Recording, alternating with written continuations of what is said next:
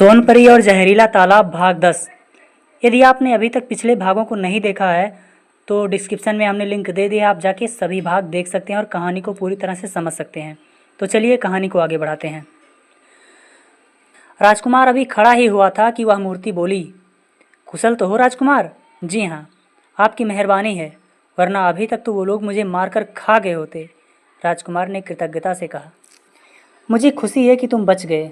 अगर तुम उन लोगों के सामने पड़ जाते तो निश्चित रूप से वह तुम्हें मारकर खा जाते। सोनपरी बोली, हाँ तुम्हारी बात ठीक है परी दीदी, क्योंकि मैंने स्वयं देखा है वे लोग मेरे घोड़े को मारकर खा गए। राजकुमार ने दुखित स्वर में कहा। क्या? सोनपरी आश्चर्य से बोली। हाँ दीदी, मैं ठीक कह रहा हूँ। राजकुमार उदास स्वर में बोला। ओ मुझे खेद है कि इस मामले में मैं तुम्हारी कुछ भी मदद ना कर सकी। इतना कहने के बाद सोनपरी लंबी सांस खींचकर खामोश हो गई। इतना क्या कम है, आपने मेरी जान बचा दी। राजकुमार फिर बोला, इसे छोड़ो और यह बोलो कि तुम यहाँ कैसे आ पहुँचे। सोनपरी ने जिज्ञासा से पूछा। सोनपरी की बात सुनकर राजकुमार ने प्रारंभ से लेकर अंत तक की अपनी पूरी कहानी विस्तार से कह सुनाई, जिसे काफ़ी देर तक सोनपरी खामोशी से सुनती रही। राजकुमार उसे चिंतित देखकर बोला, आप अपने बारे में कुछ भी नहीं बताई। मुझे तो आश्चर्य होता है कि जब आपके पास इतनी जादुई ताकत है फिर आप इस कैद में क्यों बंद हैं। मुझे तो ऐसा लगता है जैसे आप स्वेच्छा से इस कैद खाने में रहना चाहती हैं। राजकुमार के प्रश्न के उत्तर में सोनपरी ने एक लंबी सी सांस छोड़ी और बोली, बहुत दिनों की बात है राजकुमार, मैं अपनी अन्य परियों के साथ एक दिन घूमने निकली। मैं उड़ती हुई एक पेड़ के ऊपर से गुजर रही थी तो मैंने एक अजीब दृश्य देखा। उस पेड़ पर एक बड़ा सा पक्षियों का घोंसला था। उसमें पक्षियों के बच्चे चिचिया रहे थे। बच्चों की चीख कुछ इस प्रकार तेज और भय मिश्रित थी कि मुझे लगा जैसे जरूर वे किसी महान संकट में हैं। मैं उड़ती हुई घोंसले के पास पहुंची तो देखा कि एक बहुत बड़ा सर्प उस घोंसले में बैठा था और उन बच्चों पर लपट रहा था। भय से ग्रसित बच्चे घोंसले में इधर उधर उछल कूद कर अपनी जान बचाने का प्रयत्न कर रहे थे। मैं कुछ सोच सकूं इससे पहले ही उस सर्प ने झपट कर अपने मुंह में एक बच्चे को दबा लिया। फिर धीरे धीरे उसे निगलने का प्रयत्न करने लगा। वह बच्चा अपनी जान बचाने के लिए बराबर प्रयत्न कर रहा था, लेकिन क्षण प्रतिक्षण मौत उसे अपने पंजे में दबोचती जा रही थी। मैंने उस बच्चे को बचाने का फैसला किया। अगर मेरी जगह कोई और होता तो वह उस सर्प को मारने के बाद ही उस बच्चे के प्राणों की रक्षा कर सकता था, लेकिन मैंने जादू के प्रभाव से सर्प को बेहोश कर दिया तथा बच्चे को उसके मुंह से छुड़ाकर बेहोश सर्प को हाथ में उठाया और अपने रास्ते चली गई। कुछ दूर चलने के बाद मैंने उस सर्प को जंगल में एक तालाब के किनारे छोड़ दिया और परीलोक को चली गई।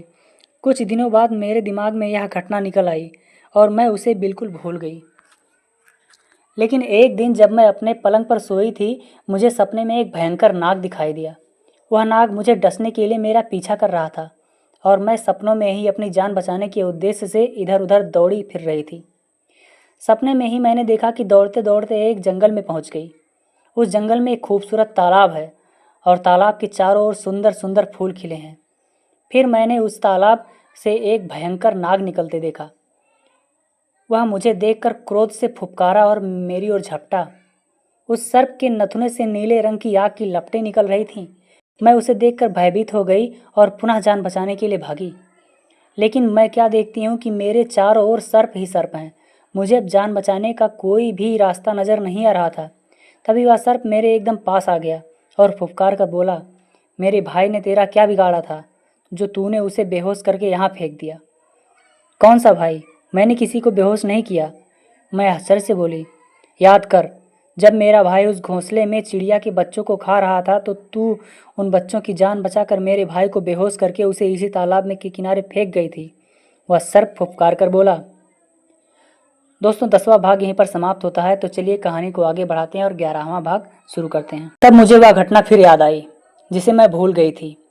सारी घटना याद आते ही मैं बोली, हाँ याद आया, मैं उन बच्चों की जान जरूर बचाई थी, लेकिन मैंने तुम्हारे भाई को कोई भी नुकसान नहीं पहुंचाया था। मेरे ख्याल से मैंने इसमें कोई बुरा कार्य नहीं किया। मैं अभी अपनी बात पूरी भी नहीं कर पाई थी कि वह सर्प गुर्रा कर बोला, बहुत बुरा किया सोनपरी तूने, बहुत बुरा किया। हम दोनों के बीच में तुम्हें अपनी टांग फंसाने की क्या ज़रूरत आ पड़ी, लेकिन अब जब तूने अपनी टांग फंसा ही दी है तो उसका फल भोगना ही पड़ेगा।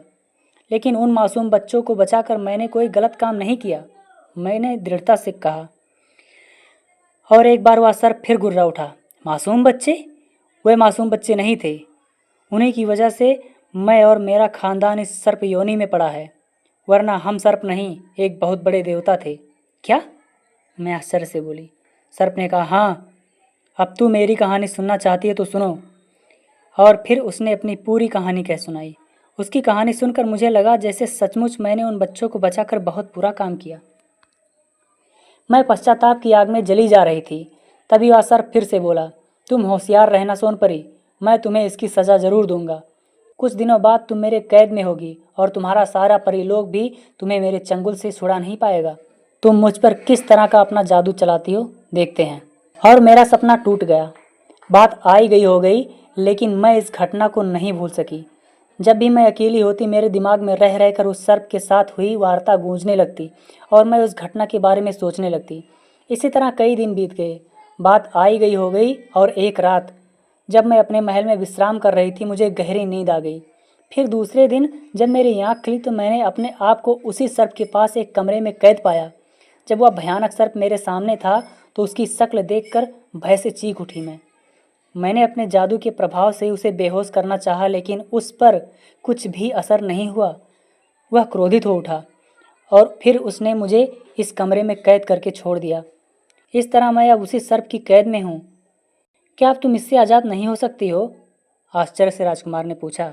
हाँ, हो सकती हूँ, लेकिन उम्मीद नहीं है कि कभी इस कैद से मैं आज़ाद हो पाऊँगी, सोनपरी बोली। क्यों? राजकुमार फिर आश्चर्य से पूछा। मुझे आज़ाद कराने के लिए कौन व्यक्ति अपने प्राणों को संकट में डालेगा, सोनपरी बोली।